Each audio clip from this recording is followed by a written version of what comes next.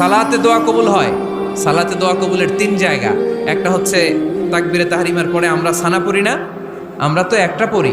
আল্লাহর হাবিব সুন্নাহ এবং নফল নামাজে আরো পড়তেন সানা, ওই দোয়া কবুল হয়। 2 নম্বর জায়গা সালাতে সেজদায় পড়ে দোয়া করলে কবুল হয়।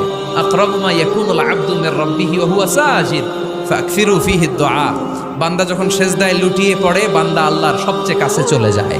তা কিন্তু বিশ্বনবী বলে, সেজদাটা তোমার রবের কুদরতি পায়ের উপরে পড়েছে। সেজদায় পড়ে দোয়া করেন। সালাম ফিরানোর আগে বিশ্বনবী দোয়া করতেন, লা ইউসাল্লিমান্না আহাদুকুম হাত্তা ইয়াতাআওয়াযা মিন আরবা'a। আল্লাহর হাবিব বললেন, 4 জিনিস থেকে পানাহ না আছে আমার কোন উম্মত যেন সালাম না ফিরায়। তারা যেন পড়ে, আল্লাহুম্মা ইন্নী আউযু বিকা মিন আযাবিল কবর, আউযু বিকা মিন আযাবি জাহান্নাম, আউযু বিকা মিন ফিতনাতিল মাহইয়া ওয়াল মামাত, আউযু বিকা মিন ফিতনাতিল মাসিহিদ দাজ্জাল। আল্লাহ কবরের আযাব থেকে বাঁচাও, আল্লাহ জাহান্নামের আগুন থেকে বাঁচাও, আল্লাহ জীবন